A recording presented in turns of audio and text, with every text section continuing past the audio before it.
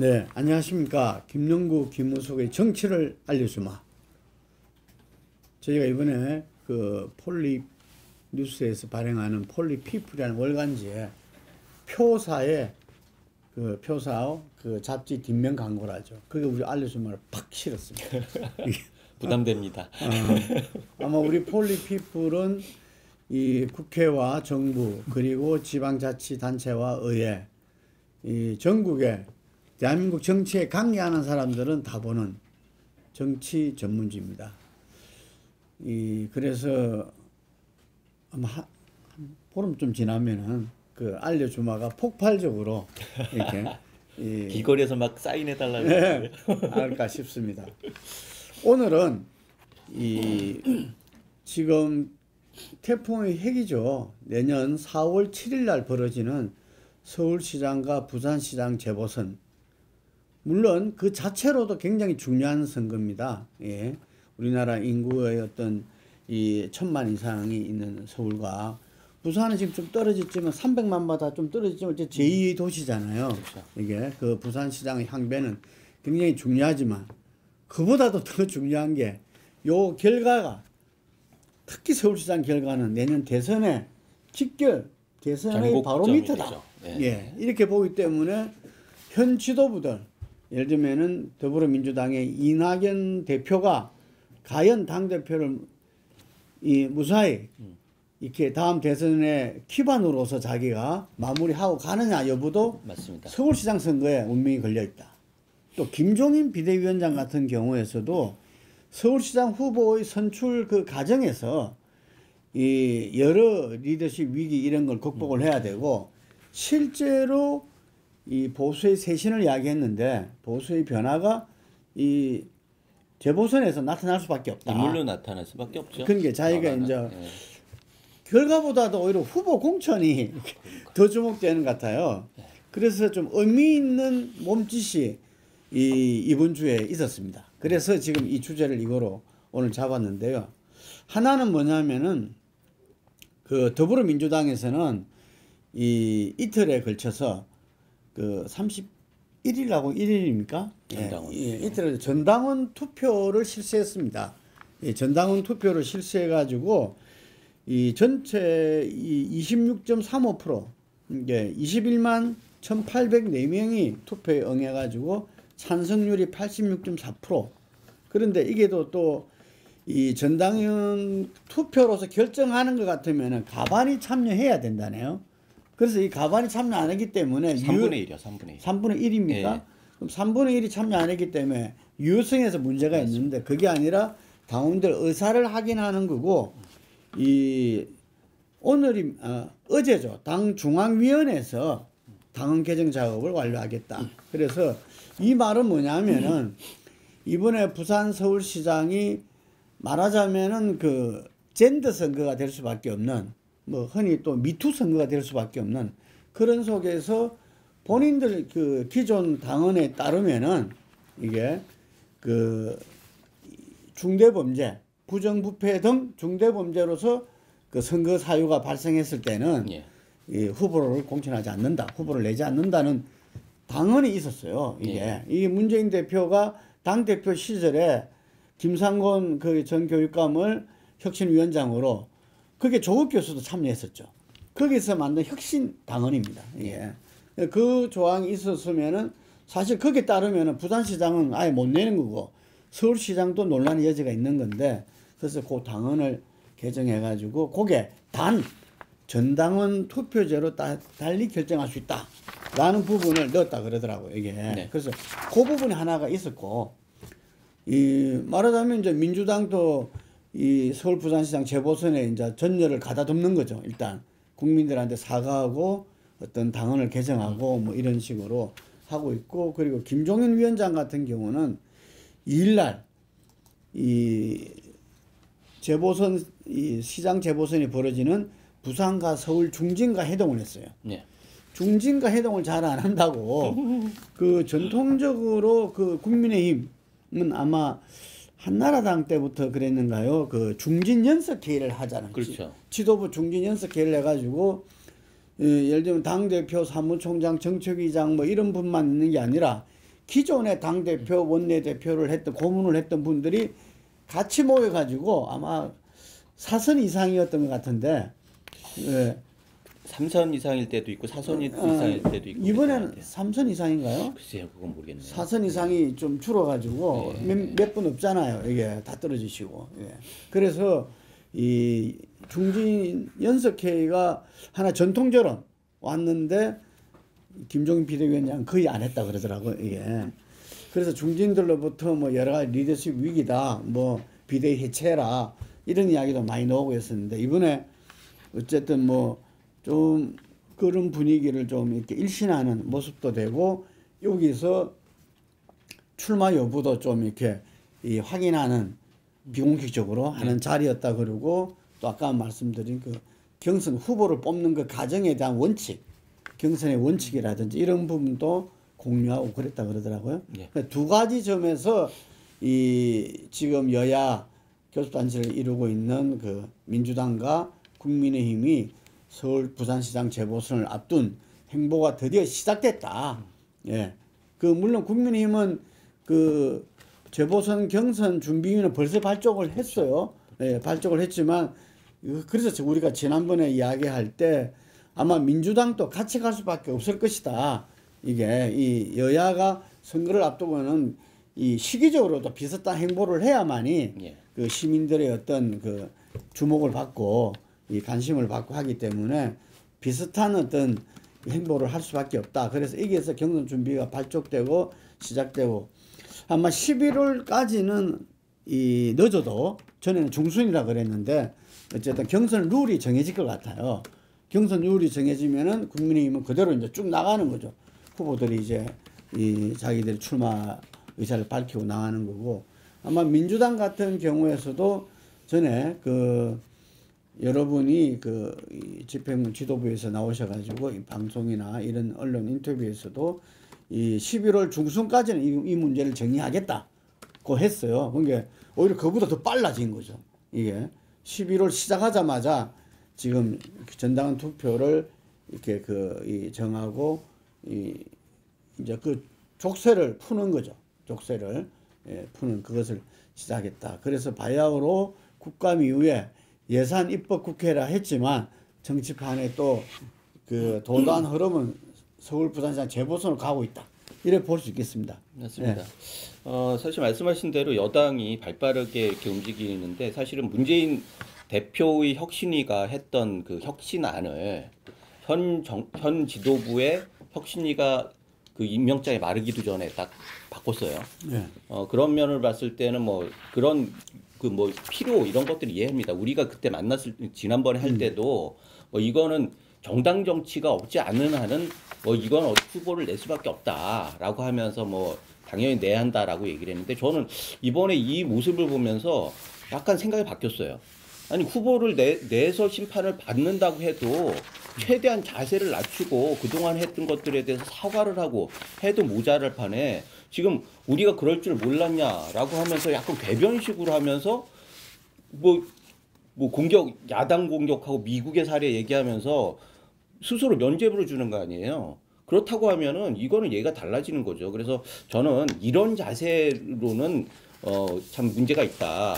최대한 자세를 낮추고 해도 국민들이 흔쾌하지 않는데 지금 전당원 투표대도 26.35%가 왜 나왔겠습니까? 그렇게 독려를 했음에도 불구하고 이렇게 했다는 건 스스로 명분이 없다라는 걸 인지하고 있기 때문인데 그런 상황에서 이렇게 그 어쩌라고 뭐 이렇게 나오면은 정말 그 굉장히 그런 거고 두 번째는 다 누더기를 만들었어요. 지금 내용으로 봐도 기존에 있는 그 조항은 남겨놓고 예외 규정을 뒀지 않습니까? 그러면서 전당원 투표제로 예외적으로 이거를 길을 열어줄 수 있다라고 얘기를 했어요. 그렇게 규정했어요. 그런데 우리가 조건이 안 된다라고 얘기를 했을 때 사람들이 그거는 의견을 확인한 것뿐이다라고 하면 앞뒤가 안 맞잖아요. 그럴 것 같으면 완전히 사과를 하고 조항 자체를 다시 해야 하는 거고 신채고 의원도 말했잖아요.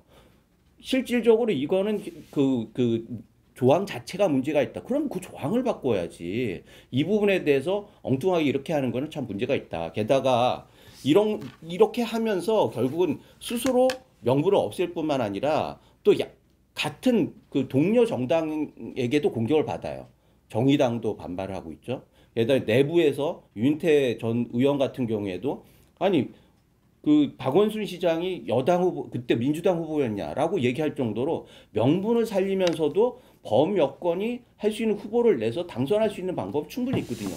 그런데 이렇게 무리를 해가지고 후보를 낸다라고 하면 이겨도 꼼수로 당선된 거고 저도 그야말로 심판을 받는 건데 왜 이렇게 하는지를 모르겠어요. 그래서 지금이라도 이 부분에 대해서는 대표가 직접 나서서 정식으로 대국민 사과를 하고 어쩔 수 없었음을 얘기를 하고 그 다음에 후보 논의를 하는 게 맞다고 생각합니다. 그런데 이제 그 문제를 하셨으니까 일단 그 문제를 한번 짧게 짚고 그 다음 넘어가도록 하겠는데요.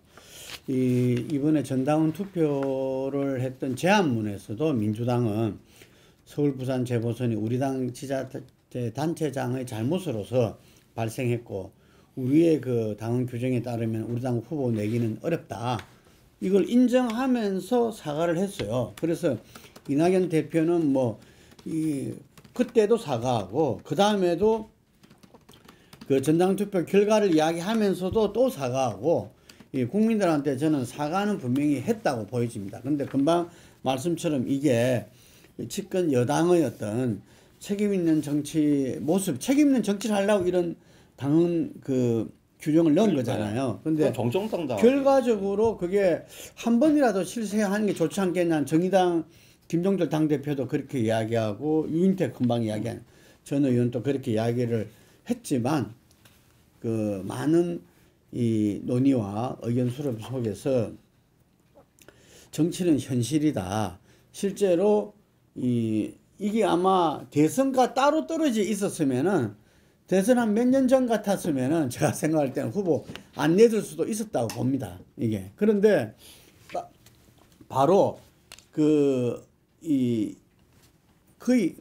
약 1년 정도 전에 치러지는 선거거든요. 그리고 그게 우리 인구의 1,000만, 300만 같으면은 예를 들면 1,300만이 그 선거에 참여하는 부분에서 그 공당으로서 어쨌든 후보를 내고 거기에서 이 심판을 받는 것이 맞다. 이런 판단을 한 것 같아요. 그래서 이럴 때는 우리가 위기관리 전략에서도 늘 이야기하는데 잘못을 사과할 때는 좀 속된 말로 하면 빤수 벗고 사과하라. 이런 말이 있어요. 이게.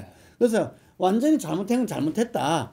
이게. 그렇지만 본인들이 이런 것 때문에 하게 됐다. 그래서 전자와 후자를 갖다 분리해서 이야기를 해야 되는 거죠. 이게. 그런 부분에서 그런 절차, 그런 형식은 필요할 수도 있겠습니다. 실제적으로 이낙연 대표는 사과를 거듭 했지만 어쨌든 공식적인 이 대국민 사과 이런 부분들로 국민들은 받아들이고 있지 않다는 그러니까요. 사실이 중요한 것 같아요. 그래서 그런 부분들에 대해서 다시금 한번 생각하는데 우리가 그 정치에서 막스 베버도 이야기했던 부분 우리나라 정치가 부족한 부분 책임 정치를 이야기 많이 하지 않습니까? 이게 지금 엊그저께 이명박 대통령이 또 구속되는 것을 보고 정말 그 대통령이 전부 다 역대 민선 직선제 이후에 대통령이 다 불행한 지금 그걸 겪고 있으니까 정말 그런 부분에서 국민 한 사람으로 마음이 아플 수밖에 없는데 책임 정치를 다시 떠올 수밖에 없을 것 같아요. 예, 그 다음 이야기는 뭐냐면은 여론조사 결과가 좀 나왔어요. 예, 이곳저곳에서. 그래서 일단 그걸 좀 말씀드리면서 우리가 이야기를 하자면은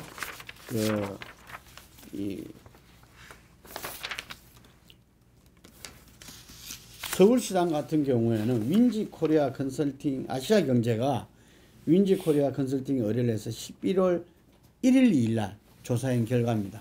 요거는 이 중앙여론조사심의위원회 홈페이지를 보면은 잘 나와 있습니다. 이게 보면은 민주당 이게 양쪽으로 물어봤어요. 여권 야권으로. 예. 예. 그래서 이 전체로 물어보지 않고 오히려 이게 본격화되기 전까지는 이 조사가 맞다 이런 의견들도 있어요. 이게 박영선 지금 중소벤처기업부 장관이 13.6, 예. 민주당에서 박주민 의원이 10.3, 추미애 지금 법무부 장관이 7.7, 임종석 전 대통령 비서실장이 6.6, 그리고 그 우상호 의원이 4.5 이렇게 나타났고요.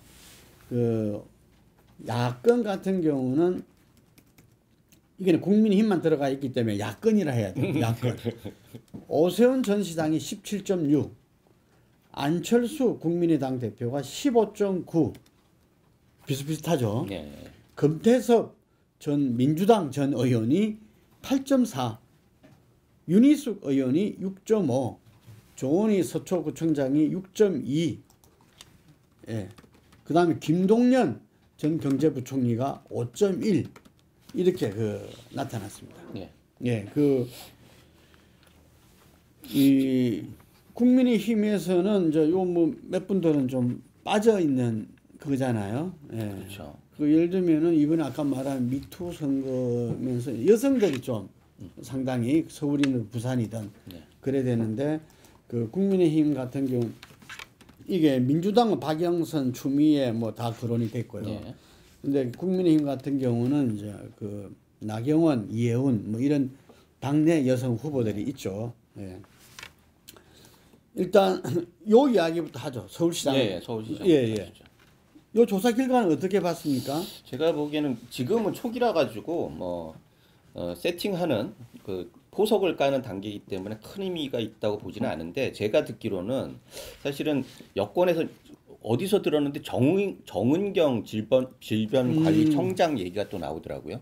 그러니까 뭐 강력 부인했죠. 예, 그래서 뭐 이런 식으로 해가지고 지금 있는 라인업 가지고는 좀 한계가 있다라고 하는 생각이 있는 것 같아요. 깔려 있는 것 같아요. 여도 그렇고 야도 그렇고 뭔가 변화를 중심으로 해가지고 움직여야 하기 때문에 참신성이 굉장히 중요하죠. 서울 같은 경우에는.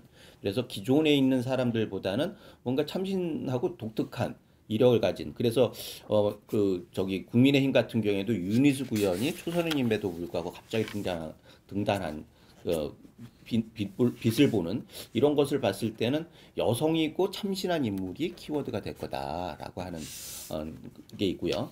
두 번째는 기존에 있는 사람들은 역시 안정성을 중심으로 하는데 지금 박영선 의원 같은 경우 장관이죠. 박영선 장관 같은 경우에 비주류임에도 불구하고 지금 청와대 문재인 대통령의 복심을 지역구로 물려주면서 관계 개선을 했고 또 그동안에 뭐 혐오, 비호감도 이런 것들을 많이 줄였어요. 그래가지고 박영선 의원이 굉장히 높이 나오는 것 같은데 박영선 의원과 추미애 의원이 쌍끌이를 가다가 추미애 의원이 요새 논란이 많이 되면서 박영선 의원으로 좀 쏠리는 느낌이 있다. 그런 생각이 들고요. 다시 야권으로 들어오면은 저는 그런 얘기도 들었어요. 지금 김선동 전 사무총장이 사실은 경선 준비 기획단인가요?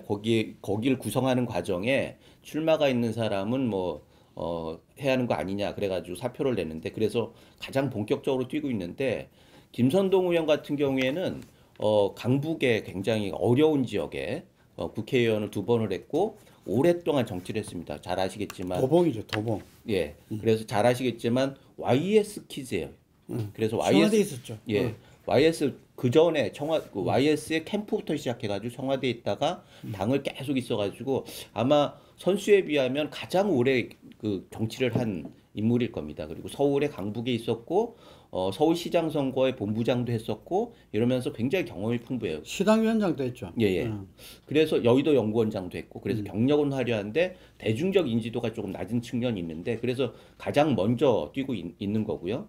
지금 복당파 입장에서는 유승민 전 의원으로 좀 단일화된다는 얘기도 있어요. 그래가지고 처음에 지상욱 여의도 연구원장이 사표를 낸다 만다 했는데 내질 않는 걸 보면은 그쪽 복당파 쪽에서 약간의 조종이 좀 있었다. 그래가지고 지상욱 여의도 연구원장과 오신환 전 의원 같은 경우가 약간 양보를 하는 그런 모습을 하면서 그쪽은 유승민 의원으로 단일화되는 거 아니냐라고 하는 얘기도 있어요. 그러나 유승민 의원이 지역구가 대구이기 때문에 사실은 그것을 어떻게 점핑을 해가지고 서울시장 하느냐 또 대권을 가겠다고 본인이 계속 얘기를 했는데 대권이 아닌 상황에서 어떤 명분을 가지고 할 수 있느냐 이런 부분들에 대해서도 굉장히 논의가 많고 그리고 여기에서 재밌는 거는 사실은 외부 인사들이 굉장히 많이 나와요. 지금 금태섭 뭐 그 전 국민의 저기 민주당 의원 그리고 김동연 현 정부의 기획재정부 장관 했었죠 부총리. 그 다음에 또 외부에서 김택진 NC소프트 그 회장 이런 분들이 계속 그 현 지도부가 접촉을 하면서 이걸 넓혀가고 있는데 당사자들은 약간 그 확신을 안 가지고 있는지 뭐 드러내놓고 얘기를 안 하고 있습니다. 플러스 가장 중요한 변수가 결국 안철수 변수입니다. 지금 안철수 대표 같은 경우에는 들리는 바에는 절대로 대선으로 가겠다라고 얘기하지만 주변에서는 모양만 만들어주면은 하지 않겠느냐 이렇게 해가지고 다크호스 같은 그런 느낌이 있어가지고 굉장히 야권에서는 지금 굉장히 여러 가지 흐름들이 있는데 이게 아마 2월 정도 되면은 좀 정리가 되지 않을까 이런 얘기들을 하더라고요. 뭐 이야기를 이어서 받으면은 저 서울시장의 지금 야권 부분을 네. 이야기를 하자면은 맨 뒤에 이야기인 그 안철수 그 반문연대 후보론 이게 가장 지금 이제 맞습니다. 이 폭발력이라든지 이게 있다. 이 지금 유승민 안철수 이 대표로 이렇게 서울시장 후보를 바라는 보수 세력들의 어떤 흐름은 일정 정도 좀 잡혔다고 봅니다. 이게 여러분들이 이렇게 이름이 거론되지만 이 서울시장 승리 없이 대선 승리 없다.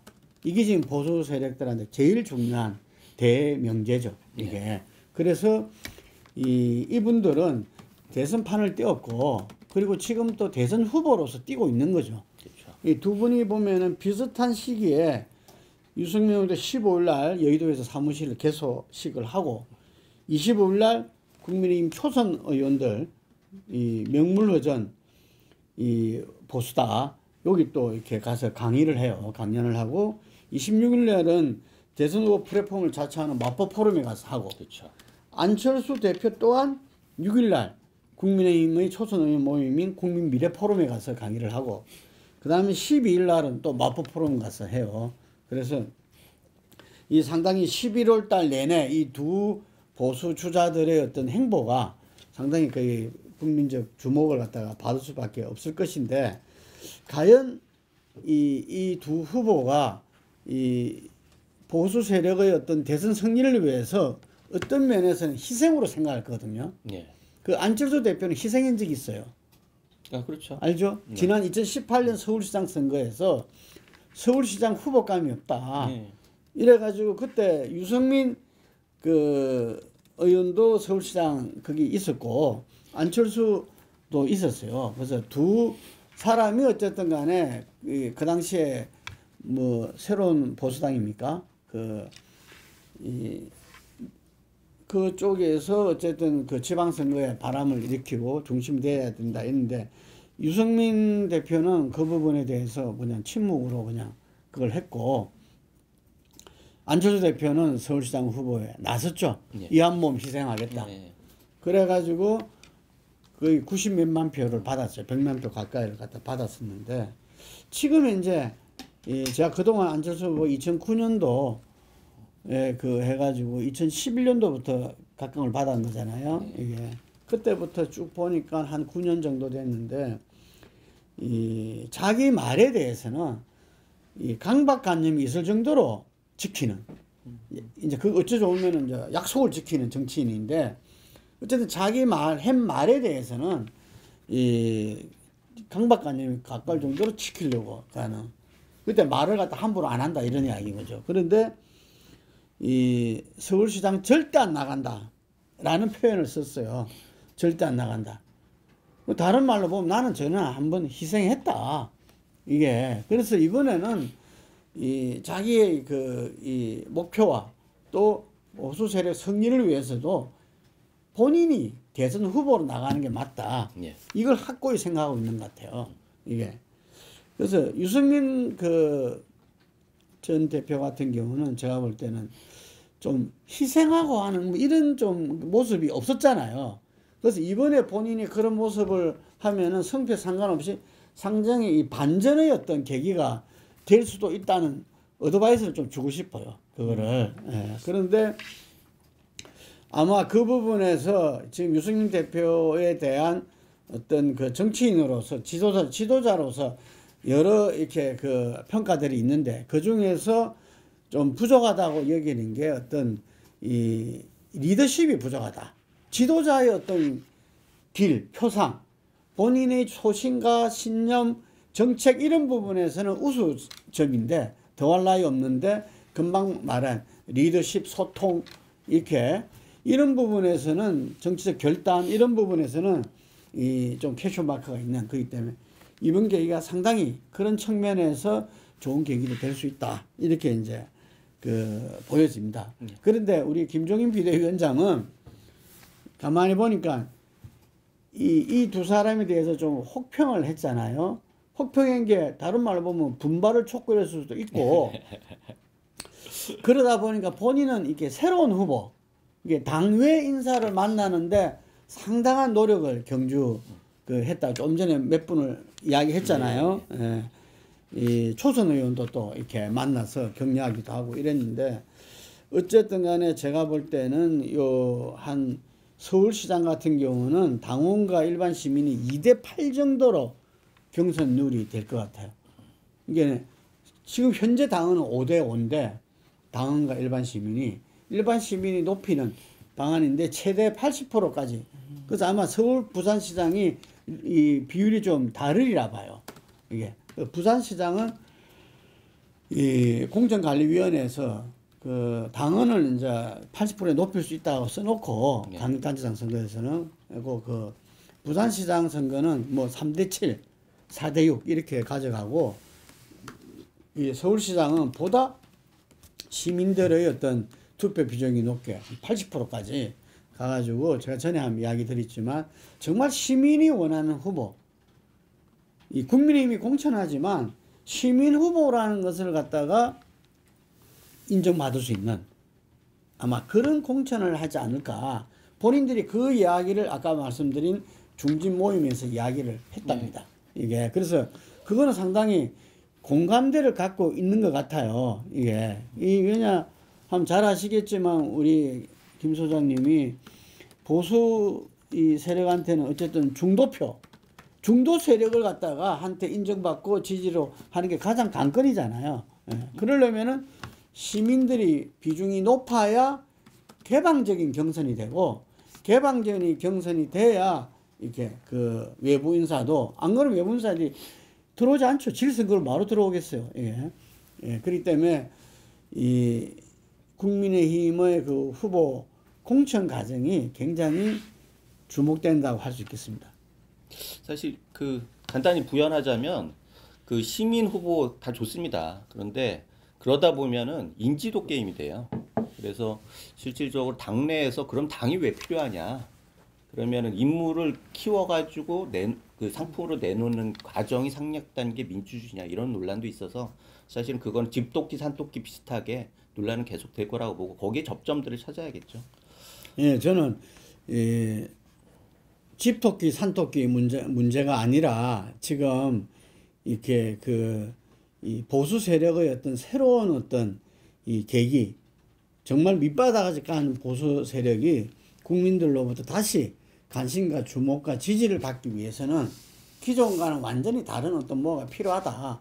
그런 측면에서 저는 생존의 차원에서 시민 후보를 만들어내야 되지 않느냐 이런 생각이 듭니다. 그 다음은 그 민주당 같은 경우에 아까 후보군을 쭉 이야기를 이제 여론조사상 나왔는데 실제로 이제 그분들 이야기를 들어보면은 박영선 지금 그 벤처기업부 장관이 일찍이 지난번에 박원순 시장이 될 때 민주당에서는 경선을 통해서 박영선 장관이 후보가 됐었어요. 됐는데 이것이 이 시민 후보와의 한 번 더 경선을 한 거, 2차 경선을. 그래서 그 경선에서 졌죠. 예, 그래서 서울시장 일보 직전에서 이렇게 이 문턱을 못 넘은 그런 역사가 있죠. 예, 그래서 본인 의지는 굉장히 강하다. 이런 걸 느낄 수 있고요. 그리고 우상호 의원이 이야기 많이 되고 있습니다.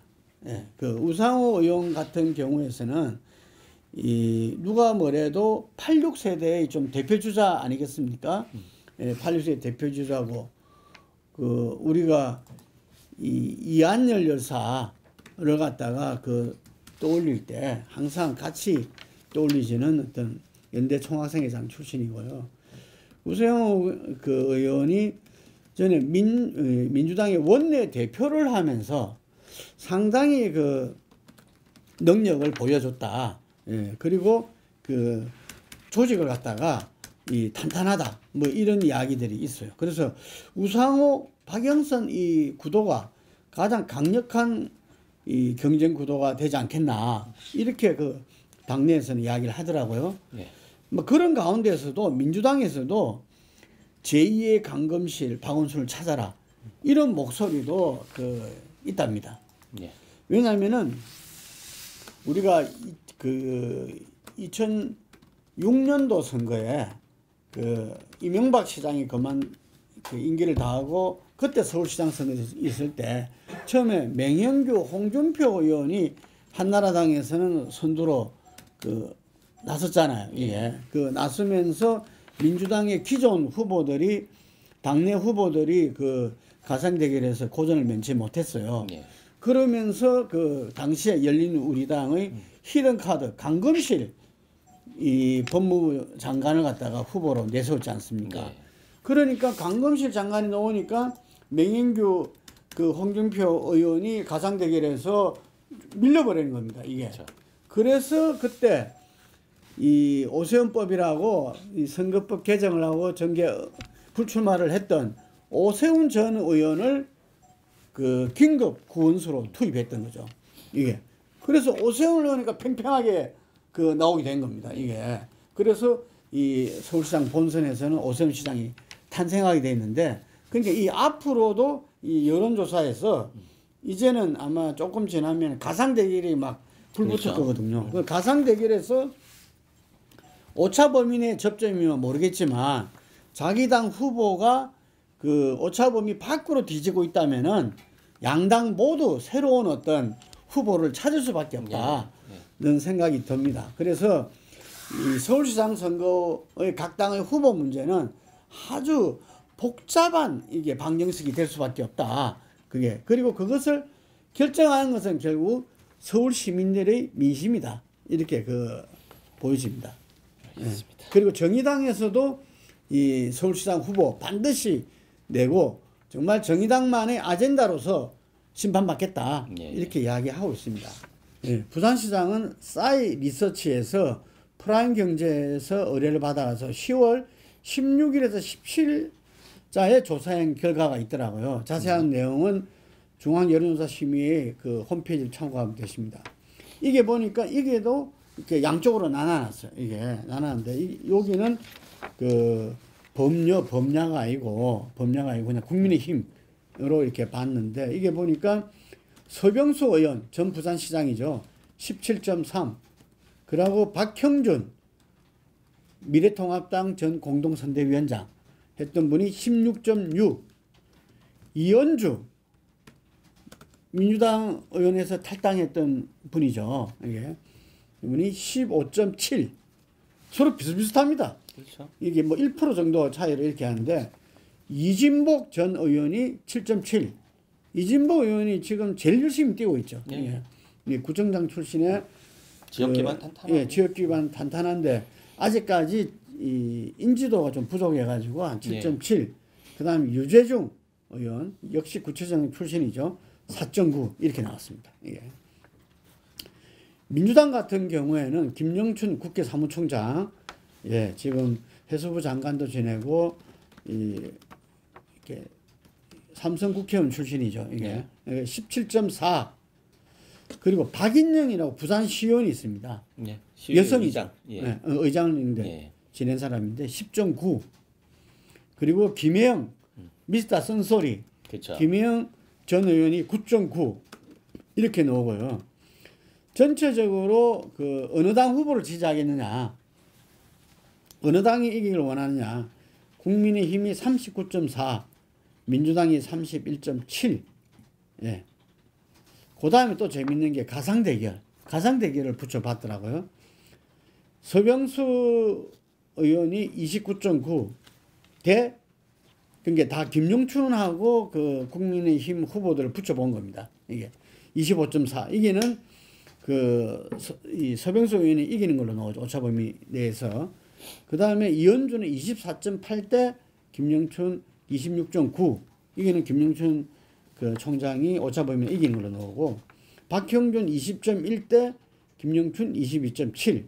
다 오차범위 내에 있습니다. 이게 그 가상대결은 오차범위 내에 지금은 혼전이다. 이걸 갖다가 알 수 있을 것 같고요. 또 재밌는 게 정규재. 예. 아시죠? 탄핵 때 인터뷰했던 박근혜 대통령을 깜짝 놀랐어요. 펜앤마이크 대표가 부산시장 출마 선언을 했다 그러더라고요. 이게. 하여튼간에 부산시장 최근 여론조사에 놓은, 전에도 제가 여론조사를 한번 말씀드렸었는데 그 다음에 나온 것 같아요. 이게 굉장히 이 국민의힘 내에서도 그냥 이 오차범위 내에서 1% 차이로 좀 각축을 벌이고 있고, 민주당도 상당히 각축을 벌이고 있는 이런 형태입니다. 이게. 근데 전반적으로는 국민의힘에 좀 유리한 환경으로 볼 수 있겠습니다. 제가 보기에는요, 여야의 한 가지씩 포인트를 말씀드리자면, 역시 여당에서 김영춘, 김혜영 이런 분들은 굉장히 유명하잖아요. 그런데 눈에 띄는 게 박인영 부산시의회 의장입니다. 그러니까 대중적으로 알려지지 않았지만 그만큼 부산에서의 혐오도는 낮고, 그리고 지역 친화적이고 여성이기도 하고, 그래서 말씀하신 대로 미투 선거에 굉장히 적합하다라는 측면에서 뭔가 이렇게 띄우는 그런 후보가 아닌가라는 생각이 들고, 야당 같은 경우에는 지금 재밌는 얘기가 돌고 있어요. 지금 부산에서 배출한 국회의장 두 분의 대리전이 벌어지고 있다. 그래가지고 정의화 의장 대 박관용 의장. 그래가지고 왜냐하면은 이진복 지금 전 의원이 박관용 그렇죠. 의장의 보좌관이었죠. 보좌관이고 지역을 물려받고 국회의원을 거기에서 2번인가 3번을 하고 구청장을 또 2번 하고, 그래가지고 박관용 의장의 굉장히 신뢰를 하는 후계자라고 하는 측면이 강하고, 정의화 의장은 박형준 전 의원을 또 지지한다고 그래요. 그래서 이런 대리전이 굉장히 재미있는 관전 포인트가 될 수 있다. 정의화 국회의장 시절에 국회 사무총장이 맞습니다. 박형준 이렇게 이 선대위원장이었는데, 지금 어제도 저도 한번 들은 것 같아요. 그게. 그리고 지금 박관용 의장님도 지금 국민의힘 상임 고문으로서 지난번에 또 김종인 비대위원장이 고문단 회의에서 모셨는데 아주 쓴소리를 갖다가 이렇게 하시더라고요. 지금도 정정하시더라고요. 정정하시더라고요. 이게 정의화 전 의장님이 정정한 거는 누구나 다 알고 있는 건데, 이번에 아마 적극적으로 나서시고 있다는 이야기를 저도 들었어요. 이게 재밌게 있는 이게 재밌습니다. 부산의 두 원로께서. 그러면서 이제 또 한 분이 김무성 전 대표입니다. 이게 김무성 전 대표가 실제로 부산의 맹주였잖아요. 이게. 그래서 김무성 대표도 본인이 거론될 정도였죠. 이게 본인이 부산시장 후보로 거론될 정도인데, 그거는 강력 부인하고, 실제로 제가 인터뷰해 보니까 자기는 그게 뜻이 있지 않고, 그 선거가 대선을 위해서 도움이 되면 좋겠고, 어쨌든 대선의 정권 교체의 목표를 위해서 자기 정치 인생의 모든 바치고 끝나고 나면은 어떤 야인으로 자기가 시민으로 돌아가겠다, 이런 이야기를 하시던데, 하여간 부산시장 선거는 그런 측면에서도 상당히 좀 관전 포인트가 있다고 하겠습니다. 상대적으로 민주당 같은 경우는 제가 들은 게 누가 독배를 마실 것이냐 이런 이야기들이 있어요. 이게 이 부산 시민들의 어떤 정서가 실제로 지난 이 16대 총선에 최초로 5명의 국회의원을 내고, 18년도 같은 경우는 부산 시장뿐만 아니라 구청장, 시의원에서 아주 압승을 했거든요. 근데 이번 21대 총선에서는 거꾸로 5명에서 3명으로 줄었잖아요. 이게 3명으로 줄고 지금 분위기는 상당히 민주당에 불리한 그런 지금 상황이잖아요. 아까 여론조사보다 더 안 좋은 것 같아요. 현장에서. 그러니까 그래서 많은 사람들이 부산은 시장은 경제를 되살릴 경제 문제를 해결할 그런 사람이 필요하다 이런 이야기를 해요.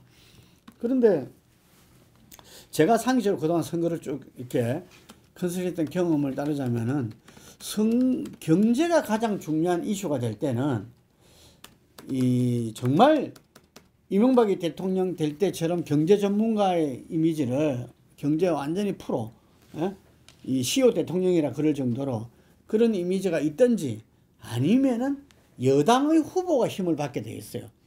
경제를 일으키려면은 어쨌든 간에 정부의 예산 지원이라든지 국정 그 사업, 지금 부산 같으면 가덕도 공항, 이 부산 그 관문공항으로서 지금 이제 이 부산 시민 뭐 부울경 모든 정치인들이 지금 합심해서 하고 있잖아요. 예. 이걸 풀 사람, 풀어줄 수 있는 사람, 뭐 예를 들자면 그런 걸 기대한다는 거죠.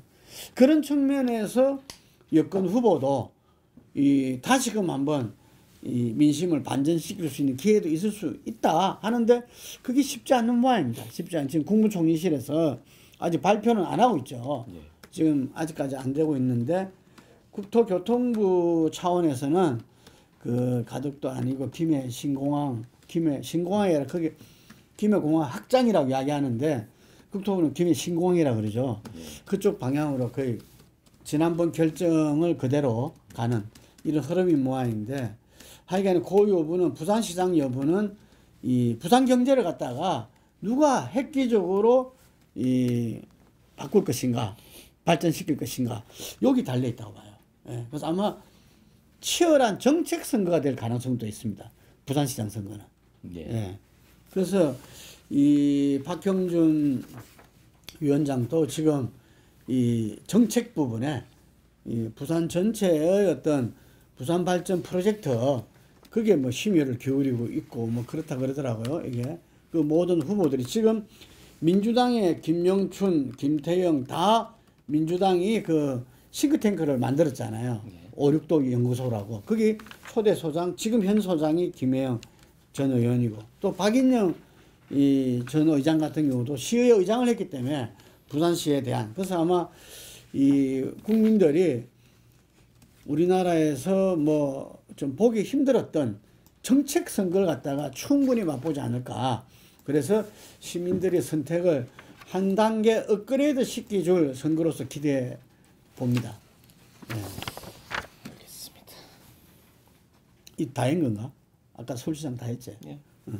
너무 길어. 지금까지 그 서울시장과 부산시장 선거를 갖다가 그 처음 시작과 그리고 여론조사를 통해서 알아보고 또 주요한 어떤 지금 관전 포인트를 짚어보느라 시간이 조금 많이 흘렀던 것 같습니다. 오늘은 여기까지 하고요. 지난번에 말씀드린 대로 서울시장, 부산시장 재보선은 계속 여러분들에게 알려드리겠습니다. 감사합니다.